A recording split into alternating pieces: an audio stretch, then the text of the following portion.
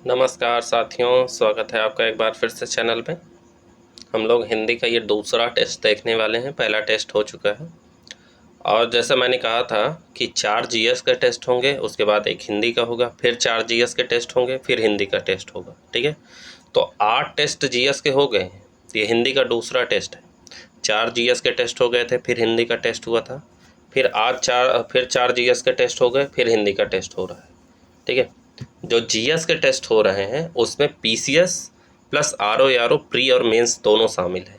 ठीक है, क्योंकि काफ़ी इंपॉर्टेंट क्वेश्चन को सिलेक्ट करके टेस्ट सीरीज़ बनाई गई है। तो अगर आपने जीएस के टेस्ट सीरीज़ नहीं देखे तो जाके देख लीजिए। ये हिंदी के टेस्ट सीरीज़ अलग से चल रही है। ठीक है, समीक्षा अधिकारी स्पेशल, जिसमें आरओ प्री प्लस मेंस, ठीक है, दोनों शामिल है। ठीक है, तो चलिए शुरू करते हैं। अगर आप चैनल पे नए हैं तो प्लीज़ सब्सक्राइब कर दीजिए चैनल पे। मुझे पता है आप लोग वीडियो देख लेते हैं लेकिन सब्सक्राइब नहीं करते हैं। प्लीज़ अगर नए हैं तो सब्सक्राइब कर दीजिए और अपने दोस्तों के साथ भी शेयर करके सब्सक्राइब करवाइए। थोड़ा सा सपोर्ट करिए तो मुझे भी अच्छा लगेगा, और वीडियो पसंद आएगा तो वीडियो को लाइक भी कर दिएगा। ठीक है, तो चलिए देखते हैं आज के टेस्ट सीरीज़ को। हम इसमें जो है 60 में से 60 प्रश्नों को शामिल करेंगे, जैसा कि पेपर में पूछा जाता है एग्ज़ाम में। ठीक है, तो चलिए शुरू करते हैं। आज का हमारा पहला प्रश्न है, दाड़िम निम्न में से किसका पर्यायवाची शब्द है? दाड़िम किसका पर्यायवाची शब्द है? तो दाड़िम होता है अनार का पर्यायवाची। किसका? अनार का पर्यायवाची। अनार के और क्या पर्यायवाची होते हैं? देखिए, हर वीडियो को मैं एक्सप्लेन करके बता रहा हूँ, तो आप वीडियो को ध्यान से देखिए। ठीक है, तो अनार के और क्या पर्यायवाची हो सकते हैं? राम बीज, राम बीज, राम बीज के अलावा क्या हो जाएगा? सुखप्रिय, सुखप्रिय। ठीक है, राम बीज हो गया, सुखप्रिय हो गया, दाड़िम हो गया, तो ये हो गए अनार के। तो हमारा कौन सा ऑप्शन सही है? ऑप्शन सी सही है। ठीक, आगे बढ़ते हैं। अगला प्रश्न, अगला प्रश्न है हमारा, निम्न में से कौन सा ऊंट का पर्यायवाची नहीं है? ये पूछ रहा है ऊंट का पर्यायवाची नहीं है। तो ऊंट का पर्यायवाची जो है कौन सा नहीं है? शस्यहीन। शस्यहीन ऊंट का पर्यायवाची नहीं होता। शस्यहीन किसका पर्यायवाची होता है? शस्यहीन पर्यायवाची होता है बंजर भूमि का। किसका? बंजर भूमि का पर्यायवाची होता है शस्यहीन। बल्कि ऊंट का पर्यायवाची क्या होता है? महाग्रीवा, लंबोष्ठ और क्रमेलक। ठीक है, लंबोष्ठ, महाग्रीवा और क्रमेलक होता है ऊंट का पर्यायवाची। ध्यान से प्रश्नों को देखते जाइए क्योंकि काफ़ी इंपॉर्टेंट क्वेश्चन बनाए गए हैं। ठीक है, आगे बढ़ते हैं। अगला प्रश्न है हमारा, निम्न में से कौन सा कमल का पर्यायवाची शब्द नहीं है? कमल का पर्यायवाची पूछा है, कौन सा इसमें नहीं है? तो अगर आप कमल का पर्यायवाची पढ़े हैं तो इसमें बताइए कमल का पर्यायवाची कौन सा नहीं है? इसमें कमल का पर्यायवाची नहीं है पुष्पचाप। कौन सा नहीं है? पुष्पचाप। पुष्पचाप किसका पर्यायवाची है? पुष्पचाप होता है कामदेव का। ठीक है, चाहे तो आप लिखते जाइए नोटबुक में अपने, चाहे तो ध्यान से देखते जाइए। कमल का पर्यायवाची कौन सा नहीं होता? पुष्पचाप। पुष्पचाप किसका होता है? कामदेव का। बल्कि वारिज होता है, कुशेषय होता है और शतदल होता है किसका पर्यायवाची? कमल का होता है। ठीक है, तो हमारा ऑप्शन सी सही है। ध्यान से प्रश्नों को देखिएगा। आगे बढ़ते हैं। अगला प्रश्न, अंशु। अंशु निम्न में से किसका पर्यायवाची शब्द है? तो अंशु किसका पर्यायवाची शब्द होता है? तो अंशु होता है किसका? रश्मि का। किसका? रश्मि का। रश्मि का मतलब क्या हो गया? रश्मि का मतलब होता है मरीच, केतु, प्रभा, अर्ची। ठीक है, अंशु का अर्थ क्या होता है? अंशु का अर्थ होता है किरण। क्या होता है? किरण। तो किरण यानी रश्मि। तो रश्मि यानी किरण के और क्या पर्यायवाची हो जाएंगे? मरीच, ध्यान से देखिएगा, मरीच, केतु, केतु, प्रभा और अर्ची। ये सारे किसके पर्यायवाची हो गए? ये हो गए अंशु के पर्यायवाची यानी किरण के पर्यायवाची। ठीक, आगे बढ़ते हैं अगले प्रश्न की तरफ। अगला प्रश्न है हमारा, निम्न में से कौन सा गाय का पर्यायवाची शब्द है? ठीक है, तो कौन सा गाय का पर्यायवाची शब्द है? तो गाय का पर्यायवाची है सुरभि। सुरभ किसका पर्यायवाची है? गाय का। वेसर किसका पर्यायवाची है? तो वेसर है गधा का। किसका? गधा का पर्यायवाची। और गयंद किसका है? गयंद है हाथी का। किसका? हाथी का। गवाच किसका है? गवाच है खिड़की का। किसका? खिड़की का। खिड़की का। ठीक है, तो गाय किसका पर्यायवाची है? सुरभि। गाय का पर्यायवाची सुरभि, वेशर का गधा, गयंद का हाथी, गवाच का खिड़की। ठीक है, इस तरह प्रश्नों को देखते रहेंगे तो आप एग्जाम में 60 में से 60 प्रश्न करके आएंगे। ठीक है, अगला प्रश्न हमारा है, पर्यायवाची की दृष्टि से निम्न में से कौन सा भिन्न शब्द है? ठीक है, पर्यायवाची की दृष्टि से निम्न में से कौन सा भिन्न शब्द है? तो इसमें हो जाएगा परित्राण। ठीक है, ये जो तीनों पर्यायवाची दिए गए हैं, केतन, ध्वजा, पताका, ये किसके पर्यायवाची हैं? ये हैं झंडा के। किसके हैं? झंडा, झंडा के हैं। केतन, ध्वज, पताका झंडा के पर्यायवाची है। जबकि परित्राण जो होता है, परित्राण का अर्थ क्या होता है? स्वतंत्रता। स्वतंत्रता, सॉरी ये ऐसे लिखेंगे, स्वतंत्रता, स्वतंत्रता।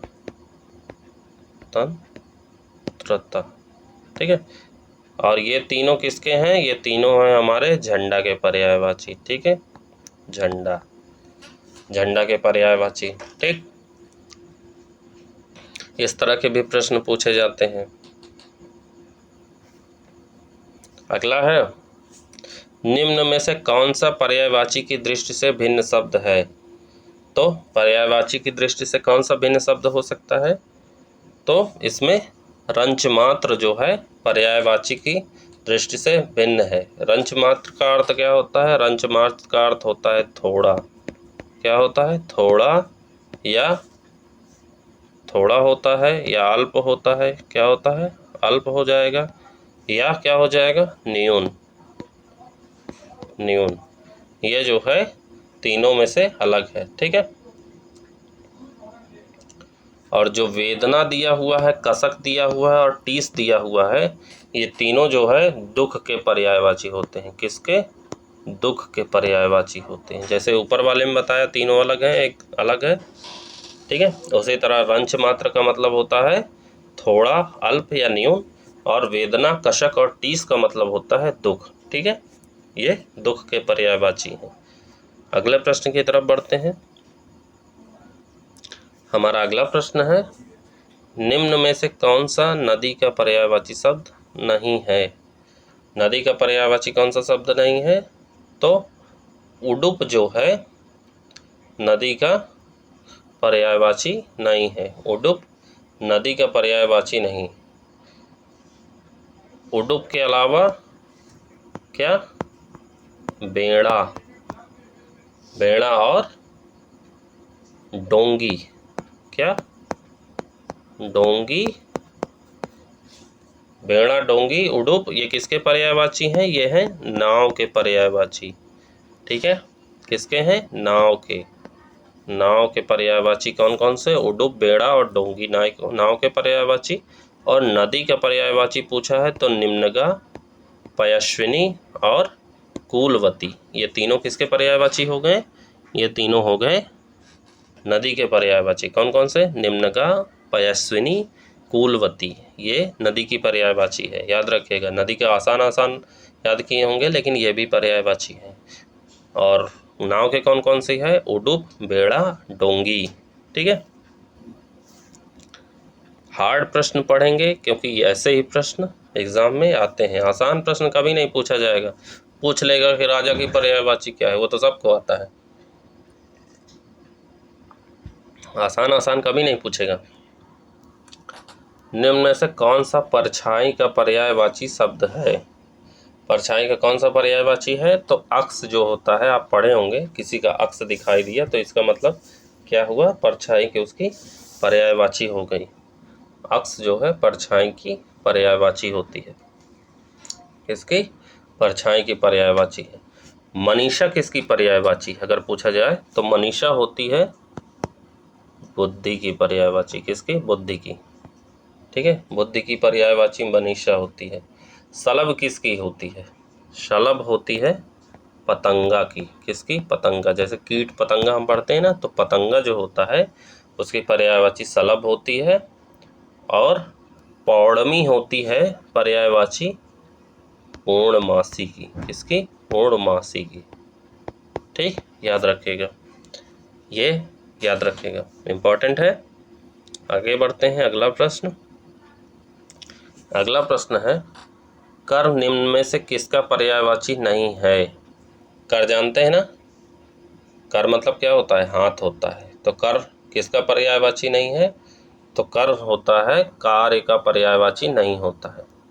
कर कार्य का पर्यायवाची नहीं होता है। ठीक है, बल्कि हाथ, कर मतलब हाथ भी होता है, कर मतलब टैक्स मतलब शुल्क होता है, और कर का मतलब किरण भी होता है। ठीक है, किरण भी जो है पर्यायवाची किरण की कर होता है। ठीक है, तो ये हाथ, शुल्क और किरण जो है कर की पर्यायवाची है, बल्कि कार्य जो है कर की पर्यायवाची नहीं है। अगला प्रश्न देखते हैं। अगला प्रश्न है, निम्न में से सुमेलित नहीं है। सुमेलित कौन सा नहीं है?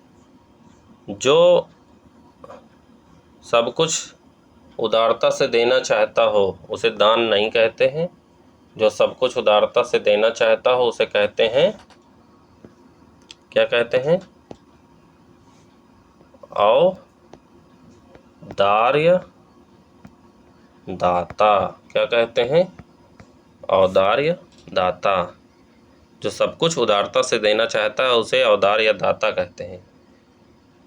दान देने वाले को दानी कहते हैं। ठीक है,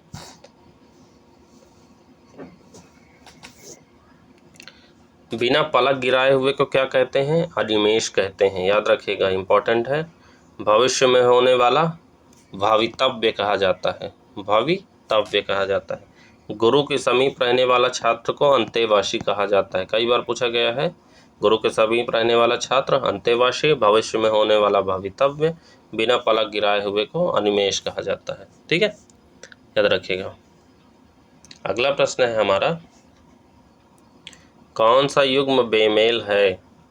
बेमेल है पूछ रहा है, तो चलिए देख लेते हैं कौन सा युग्म बेमेल है। वह सामग्री जिससे कोई पदार्थ बने उसे उपादान कहते हैं, तो ये तो सही है। वह सामग्री जिससे कोई पदार्थ बने उसे उपादान कहते हैं। शिष्य का शिष्य प्रशिष्य कहलाता है, ये भी सही है। शिष्य का शिष्य प्रशिष्य कहलाता है, सही है। जो धर्माचरण करता है, जो धर्माचरण करता है उसके लिए धर्मराज नहीं होता, उसके लिए क्या होता है? धर्मात्मा। क्या होता है? धर्मात्मा होता है। जो धर्माचरण करता है उसे धर्मात्मा कहते हैं। ठीक है, तो तीसरा ऑप्शन हमारा बेमेल है, सी ऑप्शन। ठीक है, डी भी देख लेते हैं। डी क्या कहता है? डी कहता है, वह यंत्र जो छोटी वस्तु को बड़ा दिखाता है उसे अनुवीक्षण कहते हैं। अनुवीक्षण कहते हैं। जो यंत्र छोटी वस्तु को बड़ा दिखाता है उसे अनुवीक्षण कहते हैं।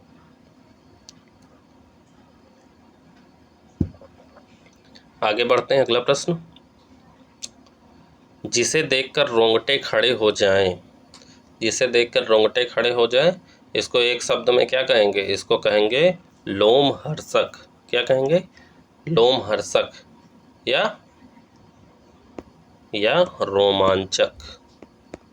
रोमांचक ऑप्शन में दिया होता तो रोमांचक भी सही होता और लोमहर्षक भी सही है। जिसे देखकर रोंगटे खड़े हो जाएं उसे लोमहर्षक कहते हैं। ठीक है, आगे बढ़ते हैं अगले प्रश्न में। कई व्यक्तियों में एक के लिए उपयुक्त शब्द है। तो कई व्यक्तियों में एक के लिए उपयुक्त शब्द कौन सा हो जाएगा? तो उसके लिए उपयुक्त शब्द हो जाएगा अन्यतम। अन्यतम, ठीक है। कई व्यक्तियों में एक को क्या कहते हैं? अन्यतम कहते हैं। ठीक, आगे बढ़ते हैं अगला प्रश्न। अगला प्रश्न है, निम्न में से कौन सा युग्म सुमेलित नहीं है? इतने युग्म दिए गए हैं, उसमें एक सुमेलित नहीं है। तो कौन सा सुमेलित नहीं है? पहला दिया है, जिसका निवारण ना हो सकता हो, अनिर्णित। ये तो सही है, जिसका निवारण ना हो सकता उसे क्या कहते हैं? अनिर्णित कहते हैं। जिसे वाणी व्यक्त ना कर सके उसे अवर्णनीय कहते हैं। क्या कहते हैं? अवर्णनीय, ठीक है, जिसे वाणी व्यक्त न कर सके। संध्या और रात्रि के बीच का समय प्रदोष कहलाता है। संध्या और रात्रि के बीच के समय क्या कहलाता है? प्रदोष कहलाता है। जिसे शब्दों में नहीं कहा जा सकता उसे क्या कहते हैं? उसे अकथनीय कहते हैं, ना कि अवचनीय। क्या कहते हैं? अकथनीय। अकथनीय कहते हैं। जिसे शब्दों में नहीं कहा जा सकता उसे अकथनीय कहते हैं। संध्या और रात्रि के बीच का समय प्रदोष कहलाता है। ठीक है, जिसे वाणी व्यक्त न कर सके अवर्णनीय, जिसका निवारण न हो सके अनिर्णित। ठीक है, तो हमारा ऑप्शन डी हो जाएगा। डी सुमेलित नहीं है। आगे बढ़ते हैं अगले प्रश्न की तरफ। अगला प्रश्न है, निम्न में से कौन सा युग्म सुमेलित नहीं है? कौन सा युग्म इसमें सुमेलित नहीं है? आदि से अंत तक को आद्योपांत कहते हैं। ठीक है, सुमेलित है। आदि से अंत तक आद्योपांत सुमेलित है। आदि और अंत आदंत, आदि और अंत को आदंत कहते हैं, ये भी सुमेलित है। किसी कार्य के लिए दी जाने वाली आर्थिक सहायता, इसको ऋण नहीं कहते हैं। किसी कार्य को दी जाने वाली सहायता को, इसको कहते हैं अनुदान, ग्रांट जिसे कहा जाता है इंग्लिश में। इसको क्या कहा जाता है? किसी कार्य के लिए दी जाने वाली आर्थिक सहायता को अनुदान, अनुदान, ना कि ऋण कहा जाता है। ठीक है, अनिश्चित जीविका के लिए आकाशवृत्ति कहते हैं। अनिश्चित जीविका के लिए आकाशवृत्ति, ये भी सही है। तो हमारा ऑप्शन सी सही हो जाएगा कि सुमेलित नहीं है। सी सुमेलित नहीं है। ठीक, आगे बढ़ते हैं अगला प्रश्न। जो सदा शुभदायक रहता है, जो सदा शुभदायक रहता है उसे क्या कहते हैं? सदाशिव कहते हैं। क्या कहते हैं? सदाशिव। जो सदा शुभदायक रहता है उसे सदाशिव कहा जाता है। ठीक, आगे बढ़ते हैं अगले प्रश्न की तरफ। हमारा अगला प्रश्न है, कौन सा युग्म सुमेलित नहीं है? कौन सा युग्म सुमेलित नहीं है पूछ रहा है। कौन सा युग्म सुमेलित है? इसमें एक युग्म सुमेलित है, तो इसमें कौन सा युग्म सुमेलित है? हमारा पहला ही सुमेलित है। शूरवीर किंतु अभिमानी नायक को धीरोदात्त कहते हैं। क्या कहते हैं? धीरोदात्त कहते हैं। शूरवीर किंतु अभिमानी नायक को। पुत्री की पुत्री को क्या कहते हैं? पुत्री की पुत्री को जो है कहते हैं दौहित्री। क्या कहते हैं?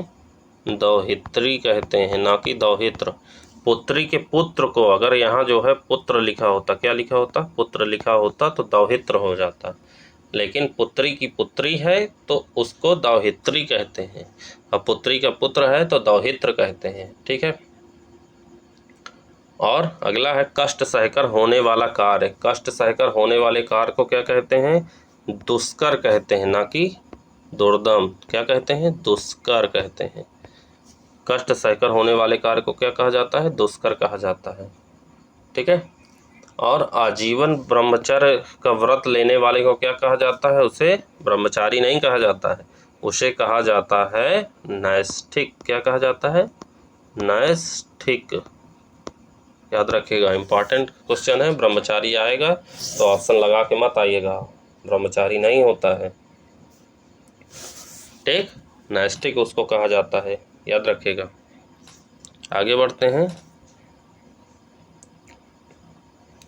अगला प्रश्न है, निम्न में से कौन सा युग्म सुमेलित नहीं है? तो इसमें से एक सुमेलित नहीं है, देख लेते हैं कौन सा सुमेलित नहीं है। जो कुछ नहीं जानता उसके लिए क्या कहते हैं? आज्ञा कहते हैं, विज्ञ नहीं कहते हैं, आज्ञा कहते हैं। क्या कहते हैं? आज्ञा। जो कुछ नहीं जानता उसे आज्ञा कहते हैं। जो विलंब से कार्य करे उसको दीर्घ सूत्री कहते हैं। ठीक है, तो ये सही है, ऑप्शन ए हमारा सुमेलित नहीं है, ऑप्शन ए हो जाएगा। जो दूसरे का श्री सौभाग्य देखकर दुखी होता है उसे पर श्रीकातर कहते हैं। क्या कहते हैं? पर श्रीकातर। जो दूसरे का सौभाग्य देखकर दुखी होता है। ठीक है, बहुत सारे होते हैं, आपके पड़ोसी भी होते हैं, आपके रिश्तेदार भी होते हैं, जो आपकी खुशी को देखकर बर्दाश्त नहीं कर पाते हैं, उसे क्या कहेंगे? पर श्रीकातर। कोई अगर बोले ऐसा जो जलता हो तो उसे बोल देना तुम पर श्रीकातर हो, वो समझ ही नहीं पाएगा। ठीक, आगे बढ़ते हैं, इसी में का डी देख लेते हैं। जो कथन पुस्तक के आरंभ में लिखा जाता है उसे क्या कहते हैं? प्राक कथन कहते हैं। पुस्तक के आरंभ में एक कथन लिखा होता है, जैसे देखेंगे कोई भी आप पुस्तक देखेंगे तो उसमें जो है एक पेज पे कथन लिखा हुआ होता है, तो उसे क्या कहते हैं? प्राक कथन कहते हैं। ठीक है, आगे बढ़ते हैं, अगला प्रश्न। हमारा अगला प्रश्न है, निम्न में से कौन सा युग्म सुमेलित नहीं है? कौन सा युग्म सुमेलित नहीं है पूछा है? खाली करने वाला, खाली करने वाले को रेचक कहा जाता है, सही है। जिसका कोई उपाय न हो तो निरुपाय कहा जाता है, यह भी सही है। जिससे किसी प्रकार की हानि न हो उसे अलभ्य नहीं कहा जाता, उसे क्या कहा जाता है? अलभ्य हमारा गलत शब्द है। जिससे किसी प्रकार की हानि न हो उसे कहा जाता है निरापद। क्या कहा जाता है? निरापद। जिससे किसी प्रकार की हानि न हो उसे निरापद कहा जाता है। बोलने की इच्छा विविच्छा कहा जाता है, बोलने की इच्छा को विविच्छा कहा जाता है। तो हमारा ऑप्शन सी हो जाएगा, सुमेलित नहीं है। ठीक है, आगे बढ़ते हैं, अगला है, निम्नलिखित में से कौन सा वाक्य अशुद्ध है? देखिए 4 वाक्य दिए गए हैं, इनमें से एक अशुद्ध है। ठीक है, तो देखते हैं। यहाँ मीठे पानी का एक कुआं है, पहला सही है। ठीक है, पहला सही है। यहाँ मीठे पानी का एक कुआं है, तो पहला ऑप्शन हमारा सही है। इस कक्षा में कितने विद्यार्थी गण हैं? तो ये अशुद्ध है। ठीक है, दूसरा हमारा अशुद्ध है, तो इसका शुद्ध रूप क्या हो जाएगा? इस कक्षा में कितने विद्यार्थी गण, हमारा गलत लिखा है। विद्यार्थी गण ऐसे नहीं लिखते हैं, जब कक्षा में विद्यार्थी गण लिखेंगे तो ऐसे लिखेंगे विद्यार्थी, सॉरी ये तो वही लिख रहे हैं। कैसे लिखेंगे?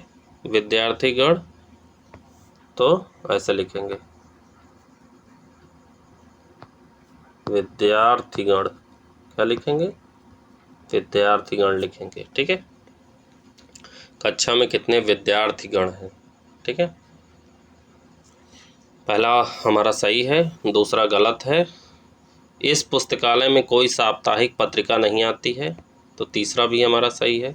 तुम 2 ऐच्छिक विषय ले सकते हो, तो डी ऑप्शन भी हमारा सही है। ठीक है, तो हमारा कौन सा गलत है? ऑप्शन बी गलत है। अगला भी पूछा गया है, कौन सा शुद्ध है? निम्न में से कौन सा अशुद्ध वाक्य है? तो इसमें से कौन सा शुद्ध है? बौद्ध विहार में कई भिक्षु रहते हैं, ये वाक्य अशुद्ध है। क्या शुद्ध होगा? बिहार लिखा हुआ है, यहाँ क्या लिखा हुआ है? बिहार। बिहार की जगह क्या हो जाएगा? विहार।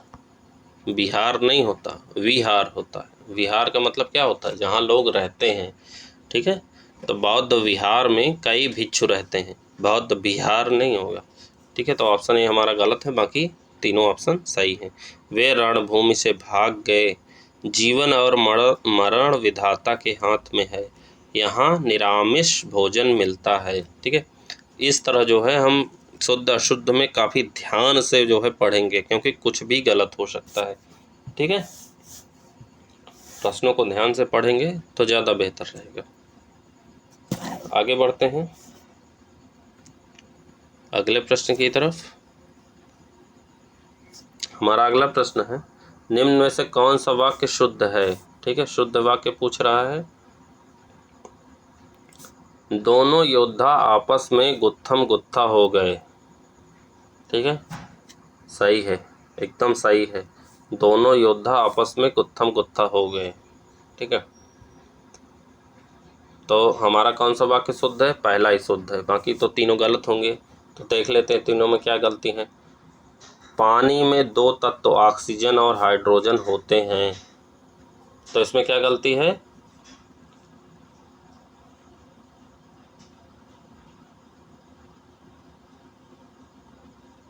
पानी में दो तत्व ऑक्सीजन और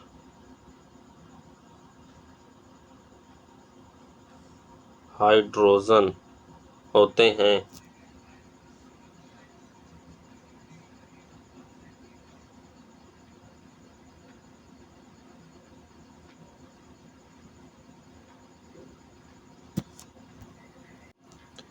हाँ, तो इसमें क्या गलती है? इसमें गलती है तत्व में। तत्व ऐसे नहीं लिखा जाता, तत्व ऐसे लिखा जाता, ता आधा ता फिर आधा ता फिर हुआ। ठीक है, तत्व ऐसे लिखा जाता है। ठीक है, ता आधा ता फिर आधा ता फिर हुआ। पानी में दो तत्व ऑक्सीजन और हाइड्रोजन होते हैं। ठीक है, ये शुद्ध रूप है। अगला है कैंसर एक दुस्साध्य रोग है। दुस्साध्य नहीं होता, दुस्साध्य गलत लिखा है। दुस्साध्य कैसे लिखते हैं? दुस्साध्य लिखते हैं दो आधा सा फिर पूरा सा फिर आधा धा फिर या, दुस्साध्य आधा सा रहेगा बीच में। ठीक है, और मेरे चित्त में क्षोभ है, तो चित्त में भी गलती है। चित्त कैसे लिखेंगे? चित्त नहीं लिखेंगे, चित्त लिखेंगे। क्या लिखेंगे? ची आधा ता फिर पूरा ता। ठीक है, मेरे चित्त में क्षोभ है। ठीक है, ऐसे लिखेंगे, ये शुद्ध रूप है। ठीक है, आगे बढ़ते हैं अगले प्रश्न की तरफ। अगला प्रश्न है, निम्नलिखित में से कौन सा वाक्य अशुद्ध है? एक वाक्य अशुद्ध है, देख लेते हैं। पहला लिखा है, हम यावत जीवन बनारस में रहे, तो पहला शुद्ध है। यावत जीवन सही लिखा है। अच्छा, अब मत सोचेगा गलत लिखा है। हम बनारस में यावत जीवन ही रहे। ठीक है, मेरी मनोकामना पूर्ण हुई, तो इसमें कहाँ गलती है? मनोकामना में गलती है। कहाँ गलती है? मनोकामना में। मनोकामना नहीं बल्कि मनः कामना होती है। क्या होती है? मनः कामना शुद्ध रूप होती है। मेरी मनः कामना पूर्ण हुई। ठीक है, वहाँ भारी भीड़ एकत्र हो गई, तो ये भी शुद्ध है। वहाँ भारी भीड़ एकत्र हो गई। गोपाल चित्रकला का अभ्यास कर रहा है, तो ये भी शुद्ध रूप है। ठीक है, तो हमारा गलत ऑप्शन कौन सा हो जाएगा? ऑप्शन हो जाएगा हमारा गलत बी। ठीक है, ऑप्शन बी हमारा अशुद्ध है। आगे बढ़ते हैं अगला प्रश्न।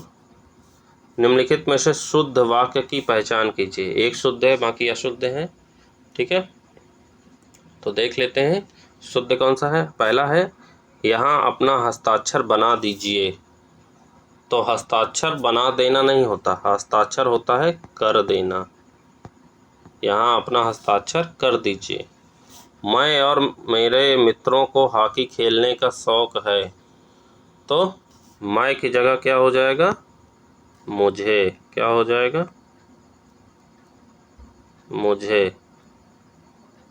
मुझे और मेरे मित्रों को हॉकी खेलने का शौक है। ठीक है, तो दूसरा भी हमारा गलत हो जाएगा। तीसरा है, जीवन में कुछ मिठास आने लगी थी, तो तीसरा ऑप्शन तो हमारा सही है। जीवन में कुछ मिठास आने लगी थी। गीता जी मेरी पड़ोसन हैं, तो गीता जी मेरी पड़ोसन है नहीं होता है। पड़ोसन की जगह क्या होता है? पड़ोसिन। गीता जी मेरी पड़ोसिन हैं, ना कि पड़ोसन है। ठीक है, गीता जी मेरी पड़ोसिन है। ठीक है, तो शुद्ध रूप क्या हो जाएगा? पड़ोसिन हो जाएगा। तो हमारा डी बी गलत है, तो हमारा कौन सा ऑप्शन सही हो जाएगा? हमारा ऑप्शन सी सही हो जाएगा। आगे बढ़ते हैं अगले प्रश्न की तरफ। अगला प्रश्न है, निम्नलिखित में से किस शब्द की वर्तनी शुद्ध है? तो किस शब्द की इसमें वर्तनी शुद्ध है? इसमें शुद्ध है हितैषी की, हितैषी की शुद्ध है। प्रतिद्वंदी हमारा गलत लिखा है, ठीक है, प्रतिद्वंदी गलत लिखा हुआ है। अब पूछिए प्रतिद्वंदी गलत, प्रतिद्वंदी में गलत क्या लिखा है? तो प्रतिद्वंदी ऐसे लिखते हैं, प्रतिद्वंद्वी,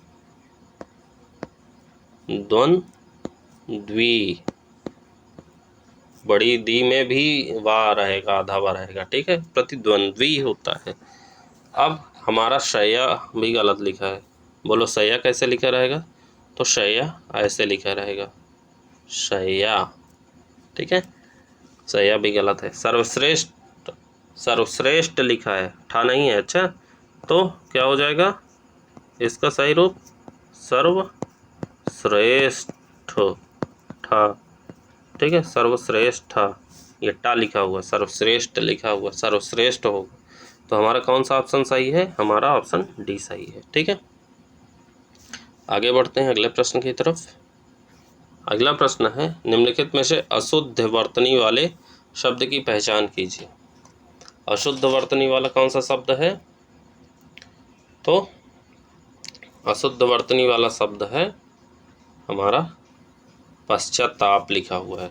ये ऐसे शुद्ध नहीं होगा, ये होगा ऐसे, पश्चा, आधा ता, फिर पूरा ता और फिर पा, पश्चाताप, ठीक है। बाकी शुद्ध है, वैवध्य भी शुद्ध है, यथेष्ट भी शुद्ध है, पुनरुत्थान भी शुद्ध है, ठीक है। तो इन जो शुद्ध हैं उनको भी देखते चलिए कि ये शुद्ध हैं तो किस तरह लिखे गए हैं, क्योंकि दिमाग जो है एग्ज़ाम में हिट नहीं करता। 60 प्रश्नों में 60 अगर हमको सही करना है तो काफ़ी चैलेंजिंग हो जाता है 60 मिनट में, ठीक है। हर प्रश्न को ध्यान से करना है, क्योंकि लड़के जो है बाजी किस में मार ले जाते हैं? बाजी मार ले जाते हैं हिंदी में। 60 में 58 तो सही करके आ ही जाते हैं। अब सोच लीजिए जिनके 58 सही हो गए और जीएस में अगर 90 भी सही हो गए तो 140 हो गए, बन गए। अब वो लोग मेरिट में आ गए, कट ऑफ में आ गए, ठीक है। 135 140 तक कट ऑफ जाती है। तो हम जो है कैसे हिंदी में अगर बहुत ध्यान से करेंगे, इसीलिए देखिए हिंदी का टेस्ट बहुत आराम से करवा रहा हूँ, ध्यान से करवा रहा हूँ। अगर ध्यान नहीं देंगे तो फेल होने की संभावना ज़्यादा है, ठीक है। अगले प्रश्न की तरफ बढ़ते हैं। अगला प्रश्न है हमारा, अगला निम्न में से कौन सा एक अशुद्ध है, ठीक है। अशुद्ध कौन सा है? तो देख लेते हैं। छिद्रान्वेषण, छिद्रान्वेषण सही लिखा हुआ है हमारा। शुश्रूषा, शुश्रूषा लिखा हुआ है, तो शुश्रूषा गलत लिखा हुआ है। इसका शुद्ध रूप क्या हो जाएगा? इसका हो जाएगा शुश्रूषा,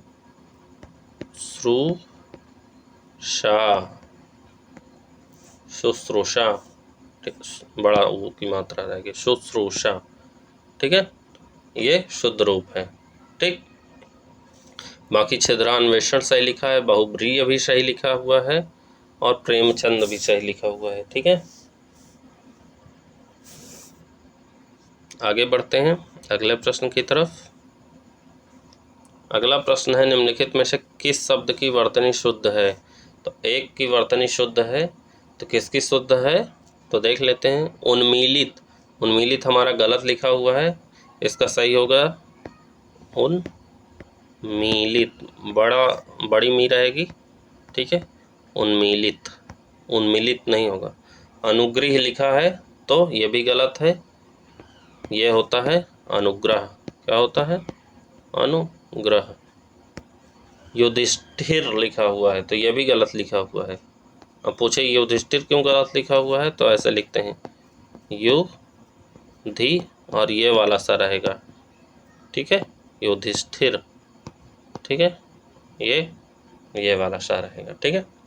महात्म हमारा सही लिखा हुआ है, तो महात्म की वर्तनी हमारी शुद्ध है। आगे बढ़ते हैं अगला प्रश्न। निम्नलिखित में से किसे अशुद्ध वर्तनी वाले शब्द की पहचान कीजिए, ठीक है। तो इसमें से कौन सा अशुद्ध वर्तनी वाला शब्द है? तो इसमें से एक है कुमुदनी, हमारा कुमुदनी गलत लिखा हुआ है, कुमुदनी लिखो, कुमुदनी लिखा हुआ है, तो इसका शुद्ध रूप क्या हो जाएगा? इसका शुद्ध रूप हो जाएगा कुमुदिनी, कुमुदिनी। ठीक है, कुमदनी नहीं होता, कुमदनी नहीं होता।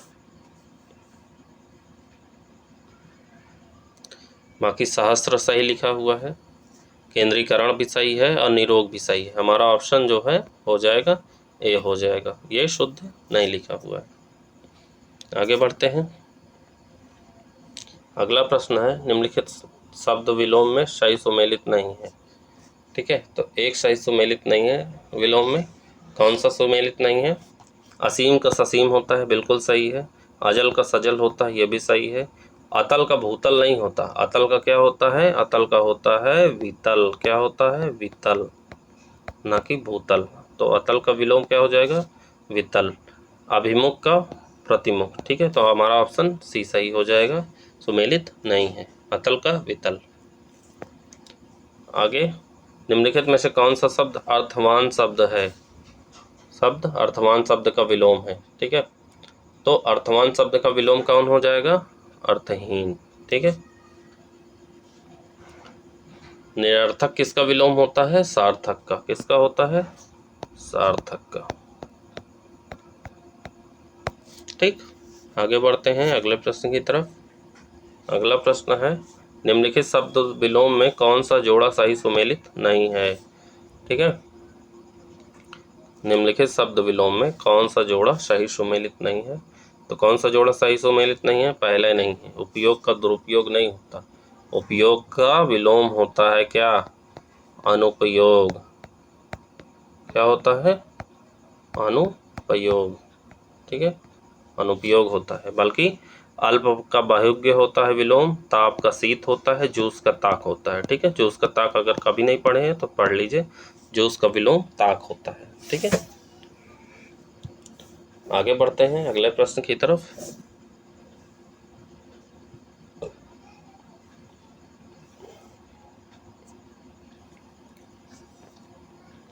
अगला प्रश्न है हमारा, सुसमय शब्द का विलोम है। तो सुसमय शब्द का विलोम क्या हो जाएगा? कुसमय। क्या हो जाएगा? कुसमय। सुसमय का विलोम क्या हो जाएगा? कुसमय। ठीक है, आगे बढ़ते हैं।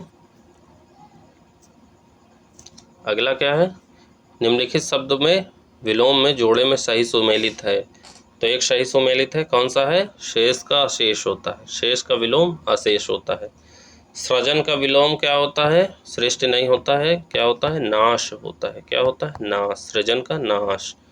सुपथ का दुपथ नहीं होता है, सुपथ का होता है कुपथ। क्या होता है? कुपथ, कुपथ होता है। ठीक है, सुबोध का निर्बोध नहीं होता, सुबोध का होता है दुर्बोध। क्या होता है? दुर्बोध। ध्यान से देखते चलिए, इम्पोर्टेंट है। ठीक है, सुबोध का दुर्बोध होता है, सृजन का नाश होता है, सुपथ का कुपथ होता है, शेष का अशेष होता है विलोम। ठीक है, आगे बढ़ते हैं। शब्द सुनाम का सही विलोम शब्द है। सुनाम, सुनाम का सही विलोम शब्द क्या हो जाएगा? तो सुनाम का सही विलोम हो जाएगा दुर्नाम। सुनाम का दुर्नाम विलोम होता है। ठीक है, आगे बढ़ते हैं। निम्नलिखित शब्द विलोम जोड़ों में सही सुमेलित है। ठीक है, तो ये जो विलोम दिए गए हैं इसमें सही जोड़े में सुमेलित है, तो इसमें सही है प्रमाद का जागरूकता, सही विलोम है। बाकी निकृष्ट का विलोम क्या होता है? निकृष्ट का विलोम होता है क्या? उत्कृष्ट। क्या होता है? उत्कृष्ट होता है। क्या होता है? उत्कृष्ट होता है। और प्रशम का विलोम क्या होता है? प्रशम का विलोम होता है अप्रशम। क्या होता है? अप्रशम। ठीक है, संयुक्त का विलोम क्या होता है? विघटन नहीं होता, संयुक्त का विलोम होता है वियुक्त। क्या होता है? वियुक्त। संयुक्त का विलोम हो जाएगा वियुक्त। ठीक, तो हमारा ऑप्शन डी सही है। आगे बढ़ते हैं। अगला प्रश्न, निम्नलिखित शब्द विलोम में सही सुमेलित नहीं है। तो इसमें कौन सा सही सुमेलित नहीं है? तो संकीर्ण का विस्तीर्ण नहीं होता, संकीर्ण का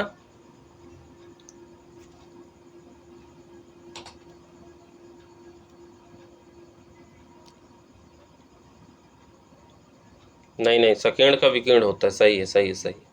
एकत्र का विकीर्ण नहीं होता है।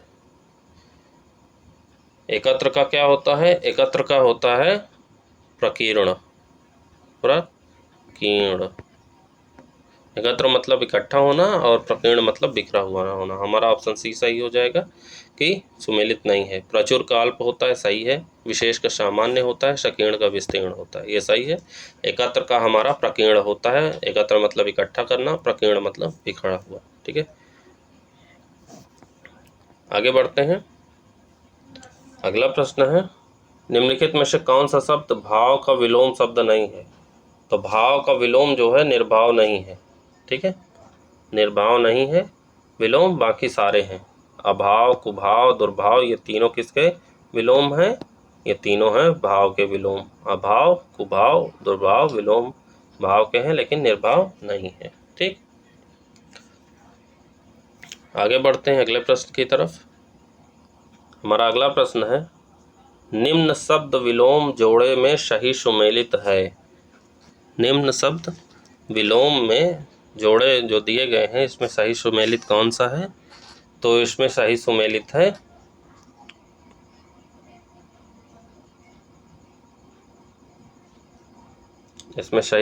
है हमारा रोगी। रोगी का विलोम हो जाएगा निरोग। ठीक है, रोगी वो जिसको रोग हो, और निरोगी मतलब वो, निरोग मतलब जिसको रोग ना हो। ठीक है, बाकी क्या दिया है?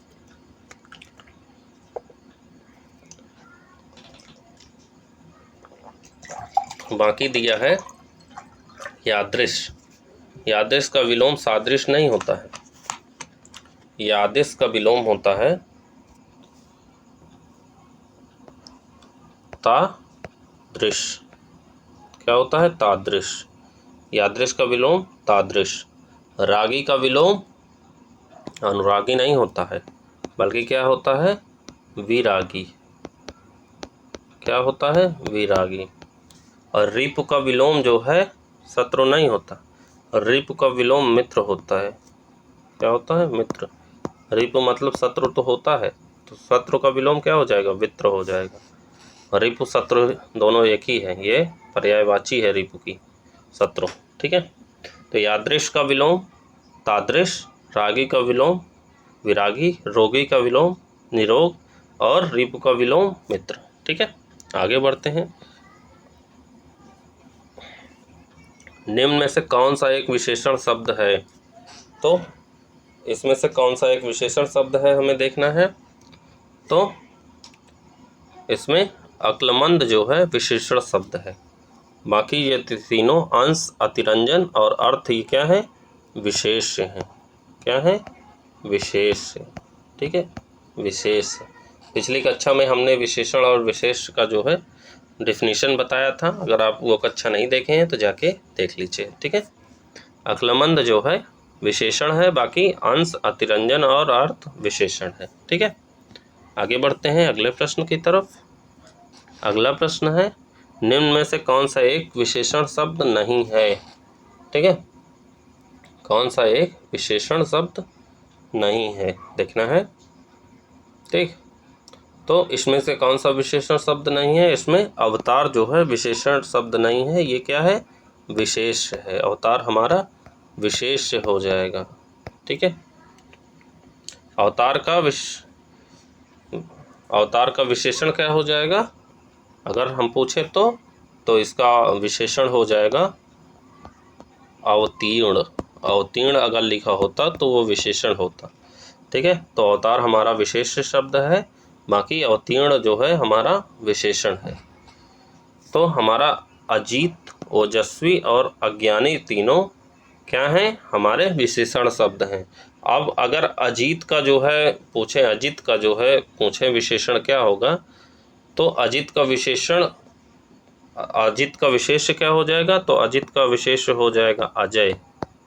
ठीक है, अज्ञानी का विशेष क्या हो जाएगा? अज्ञानी का विशेष हो जाएगा अज्ञान। क्या हो जाएगा? अज्ञान। और ओजस्वी का जो है पूछे तो उसका हो जाएगा ओज। विशेष क्या हो जाएगा? ओज। ये पूछा क्या है? विशेषण शब्द नहीं है तो अवतार विशेषण नहीं है यानी विशेष्य है, तो अवतार का विशेषण हो जाएगा अवतीर्ण। बाकी तीनों जो है विशेषण लिखे गए हैं, अजीत, अज्ञानी और ओजस्वी। तो अजीत का विशेष्य अजय हो जाएगा, अज्ञानी का विशेष्य अज्ञात हो जाएगा और ओजस्वी का विशेष्य ओज हो जाएगा। ठीक है, आगे बढ़ते हैं, इसी तरह बाकी प्रश्न देख लेते हैं। निम्न में से कौन सा एक विशेष शब्द है? ठीक है, पिछले वाले में विशेषण पूछा था और देख लेते हैं कौन सा विशेष शब्द है। तो इसमें जो है उपवन जो है हमारा विशेष शब्द है। विशेष उपवन का विशेषण क्या हो जाएगा? उपवन का विशेषण हो जाएगा औपनिवेश, औपनिक, औपवनिक, औपवनिक। उपवन का विशेषण क्या हो जाएगा? औपवनिक। उपवन क्या है? विशेष है, इसका विशेषण हो जाएगा औपवनिक। ठीक है, और बाकी विशेषण है उपमित, आर्ष और उचित जो है, तीनों क्या हैं? हमारे विशेषण हैं। ठीक है, याद रखिएगा ये तीनों क्या हैं? हमारे विशेषण हैं। ठीक, आगे बढ़ते हैं, अगला प्रश्न। निम्न में से कौन सुमेलित नहीं है? कौन सुमेलित नहीं है? अगला है कौन सुमेलित नहीं है? तो हमारा कल्पना जो है विशेष नहीं है। कल्पना का विशेषण क्या होगा? कल्पना विशेष है, लेकिन इसका विशेषण कल्पनाशील नहीं होता। इसका विशेषण क्या हो जाएगा? काल्पनिक हो जाएगा। क्या हो जाएगा? काल्पनिक। क्या विशेषण हो जाएगा? काल्पनिक। ठीक है, इसका विशेषण हो जाएगा काल्पनिक। कल्पना का विशेषण काल्पनिक। और बाकी सही हैं। गम का विशेषण गमनीम होता है, कलयुग का विशेषण कलयुगी होता है और कृषि का विशेषण कृषक होता है। ठीक है, याद रखिएगा। आगे बढ़ते हैं अगले प्रश्न की तरफ। अगला है निम्न में से कौन सा एक विशेष शब्द है? विशेष शब्द पूछ रहा है, कौन सा है? विशेष है इसमें शरण। शरण जो है विशेष है। शरण विशेष पद है, इसका विशेषण क्या होता है? शरणागत होता है। शरणागत क्या होता है? शरणागत। और बाकी चीज तीनों जो है क्या हैं? हमारे विशेषण हैं। क्या हैं? विशेषण हैं। कौन कौन से शब्द? स्थानीय, संक्षिप्त और स्वर्णिम विशेषण है। बल्कि शरण विशेष से है, उसका विशेषण क्या हो जाएगा? शरणागत हो जाएगा। ठीक है, आगे बढ़ रहे हैं। अगला प्रश्न है हमारा, निम्न में से कौन सुमेलित है? एक तरफ विशेष दिया है, एक तरफ विशेषण दिया है। ठीक है, तो एक सुमेलित है, तो कौन सा सही सुमेलित है? तो हंसी का हसोड़, ये सही सुमेलित है। ठीक है, हंसी का हसोड़ जो है, हंसी विशेष से है और हसोड़ विशेषण है। क्षार का विशेषण होता है क्षारीय, ना कि क्षारी। क्या होता है? क्षारीय होता है। क्या होता है? क्षारीय। तो पहला गलत है, क्षार का विशेषण हमारा क्षारीय हो जाएगा। भोजन का विशेषण भोजनीय नहीं होता है, भोज्य होता है। क्या होता है? भोज्य होता है। भोजन का विशेषण क्या हो जाएगा? भोज्य। और माल का विशेषण मालिक नहीं होता है, माल का विशेषण होता है मालदार। क्या होता है? मालदार। ठीक, याद रखिएगा। आगे बढ़ते हैं अगले प्रश्न की तरफ। अगला प्रश्न है हमारा, दूना, तिगुना, चौगुना नहीं, दूना, तिगुना, चार गुना आदि शब्द किस प्रकार के विशेषण हैं? ठीक है, तो इस तरह के भी पूछे जाते हैं। तो ये होता है आवृत्तिवाचक। कौन सा विशेषण है? आवृत्तिवाचक विशेषण है। जो संख्यात्मक विशेषण किसी संख्या की आवृत्ति को सूचित करते हैं, उन्हें आवृत्तिवाचक विशेषण कहते हैं। जैसे दूना, तिगुना, चार गुना, दोबारा, तिबारा आदि। ठीक है, याद रखिएगा। ठीक, तो दूना, तिगुना, चौरगुना, दोबारा, तिबारा, अगर ऐसे शब्द आते हैं तो ये क्या हो जाएंगे? आवृत्तिवाचक विशेषण हो जाएंगे। ठीक है, अगला प्रश्न है, वह मोटा आदमी इधर ही आ रहा है। वह मोटा आदमी इधर ही आ रहा है। मोटा आदमी के बारे में पूछा जा रहा है, तो वह मोटा आदमी, मोटा मतलब उसकी मोटाई के बारे में पूछा जा रहा है, तो मोटा आदमी इधर ही आ रहा है। वाक्य में कौन सा शब्द गुणवाचक विशेषण है? तो इसमें गुणवाचक क्या हो जाएगा? मोटा हो जाएगा। साफ साफ दिख रहा है कि उसके मोटापा के बारे में, यानी जिस विशेषण में किसी संज्ञा या सर्वनाम का गुण, दोष, रूप, रंग, आकार, प्रकार, संबंध, दिशा आदि का पता चले उसे गुणवाचक विशेषण कहते हैं। जैसे वह मोटा आदमी इधर ही आ रहा है। वाक्य में मोटा शब्द आदमी की, आकार की विशेषता बता रहा है, अतः मोटा शब्द विशेषण होगा। क्या होगा? विशेषण होगा। आगे बढ़ते हैं। अगला प्रश्न है, चंद्रमा के समान के लिए उपयुक्त विशेषण है। चंद्रमा के समान के लिए उपयुक्त विशेषण कौन सा हो जाएगा? तो उसके लिए हो जाएगा शीतल। मतलब चंद्रमा ठंडा होता है तो उसके लिए उपयुक्त विशेषण क्या हो जाएगा? शीतल हो जाएगा। ठीक है। अगला प्रश्न है हमारा, निम्न में से स्त्री शब्द के लिए विशेषण शब्द कौन सा है? तो स्त्री शब्द के लिए विशेषण होता है स्त्रैण। क्या होता है?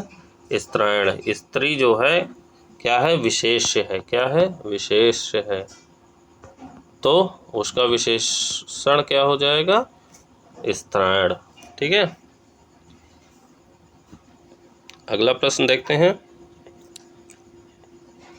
अगला प्रश्न है, मुद्री का तत्सम रूप है। ठीक है। मुद्री यानी तद्भव है, तो इसका तत्सम क्या हो जाएगा? इसका तत्सम हो जाएगा मुद्रिका। क्या हो जाएगा?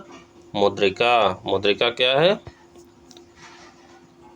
तत्सम। तत्सम। ठीक है। और मुद्री है तद्भव रूप। ठीक है। मुद्री क्या है? तद्भव है। आगे बढ़ते हैं। अगला प्रश्न, निम्नलिखित में से कौन सा सही सुमेलित नहीं है? ठीक है। एक सुमेलित नहीं है, तो कौन सा सुमेलित नहीं है? तो हमारा सुमेलित नहीं है ऑप्शन सी, आंवला। आंवला जो है, आंवला का तत्सम रूप क्या होता है? आमलक होता है। क्या होता है? आमलक। आमलक। ठीक है। आमलक होता है। अनाड़ी जो है तद्भव है, उसका तत्सम क्या हो जाएगा? अनार्य हो जाएगा। लिपटना तद्भव है, उसका तत्सम लिप्त हो जाएगा। आंवला जो है तद्भव है, तो इसका तत्सम क्या हो जाएगा? आमलक हो जाएगा। उलाहना हमारा जो है तद्भव है, तत्सम क्या हो जाएगा? उपलम्ब हो जाएगा। ठीक है। आगे बढ़ते हैं अगले प्रश्न की तरफ। अगला प्रश्न है, निम्नलिखित में से कौन सा युग्म गलत है? एक युग्म हमारा गलत है, तो कौन सा युग्म गलत है? अच्छत। अच्छत का तत्सम होता है अछत। क्या होता है? अछत। अच्छत ये वाला छा होता है, क्षत्रिय वाला छा, ना कि छाता वाला छा। ठीक है।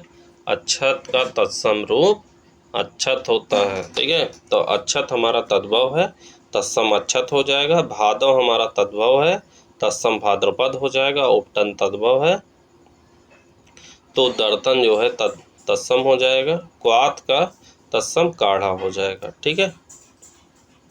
याद रखिएगा।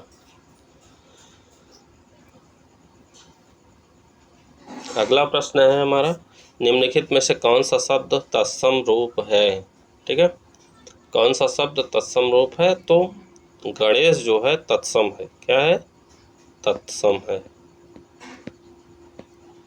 तो इसका तद्भव क्या हो जाएगा? तो गणेश का तद्भव हो जाएगा गणेश। क्या हो जाएगा? गणेश। सादा वाला सा होगा। ठीक है। गणेश। गणेश जो है इसका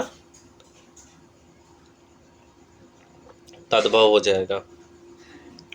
बाकी बछड़ा जो लिखा है, बछड़ा का तत्सम क्या होता है? बछड़ा का तत्सम वत्स होता है। ठीक है। क्या होता है? वत्स होता है। बछड़ा तद्भव है, इसका तत्सम वत्स हो गया। गेहूं तद्भव है तो गेहूं का तत्सम क्या हो जाएगा? गोधूम। क्या हो जाएगा? गोधूम तत्सम हो जाएगा।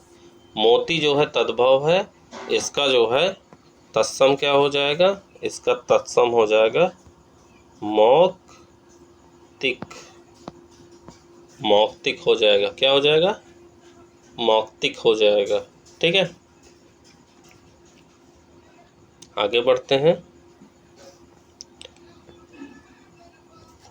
अगला प्रश्न है, निम्नलिखित शब्दों में तद्भव शब्द को पहचानिए। तो हमें तद्भव शब्द को पहचानना है, तो इसमें तद्भव कौन सा है? कड़वा। ठीक है, कड़वा जो है तद्भव है, सॉरी हाँ, कड़वा तद्भव है। इसका जो है तत्सम क्या होता है? इसका तत्सम होता है कटु। बाकी सारे तत्सम लिखे हुए हैं। रिक्त का तद्भव क्या हो जाएगा?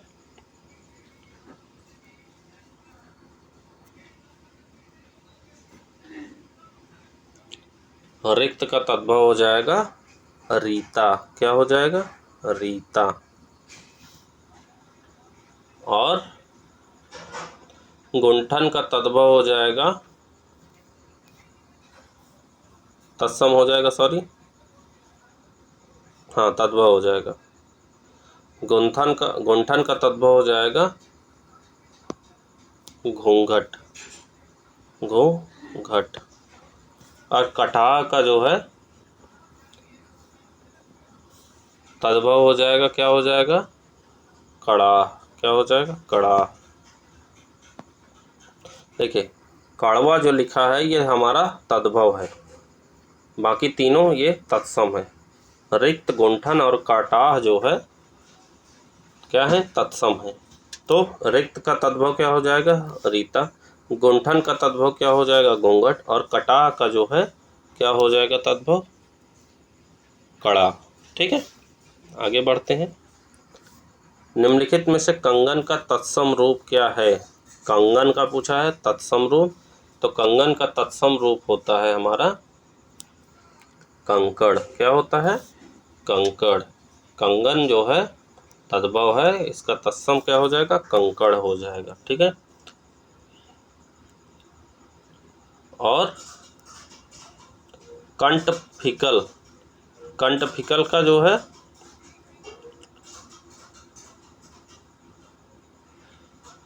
तद्भव रूप क्या हो जाएगा? कंठफिकल का तद्भव हो जाएगा कटहल। क्या हो जाएगा? कटहल। कंठफिकल हमारा तत्सम है, इसका तद्भव क्या हो जाएगा? कटहल। कंकती का जो है क्या हो जाएगा? तो कंकती का हो जाएगा कंघी। तद्भव क्या हो जाएगा? कंघी। कंकटी हमारा तत्सम है, इसका तद्भव क्या हो जाएगा? कंघी। कंसारी। कंसारी हमारा जो है तत्सम है, तो इसका तद्भव हो जाएगा कृष्ण। क्या हो जाएगा? कृष्ण। श्री कृष्ण, सॉरी, श्री कृष्ण। कंसारी का जो है तद्भव हो जाएगा हमारा श्री कृष्ण हो जाएगा। ठीक है, आगे बढ़ते हैं।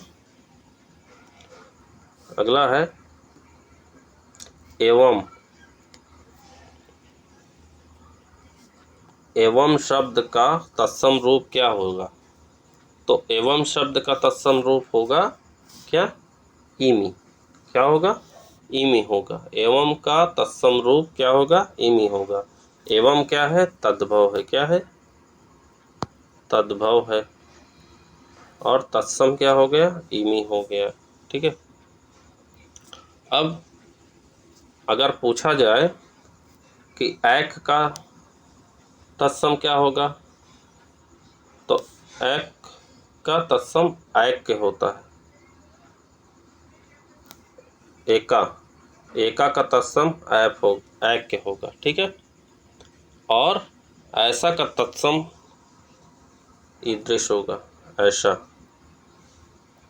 ठीक है, ऐसा का तत्सम ईदृश होगा, याद रखिएगा। अगले प्रश्न की तरफ बढ़ते हैं। अगला प्रश्न है हमारा, निम्नलिखित में से गलत युग्म को पहचानिए। ठीक है, निम्नलिखित में से गलत युग्म को पहचानिए। अभिनेता का अभिनेत्र सही लिखा है, ठीक है। अभिनेता क्या है, तद्भव है, और तत्सम क्या हो जाएगा, अभिनेत्र सही लिखा है। अच्छा तद्भव है, अच्छ उसका तत्सम रूप है, बिल्कुल सही है।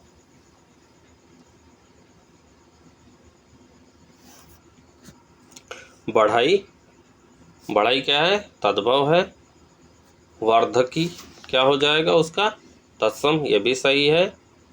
अगला है शत्रु, शत्रु का जो है शत्रु हमारा क्या है, तद्भव है, तो इसका तत्सम गलत लिखा है। इसका तत्सम क्या हो जाएगा, इसका तत्सम हो जाएगा हमारा शत्रु। क्या हो जाएगा, शत्रु। शत्रु तत्सम हो जाएगा, शत्रु का तत्सम शत्रु, ठीक है, शत्रु।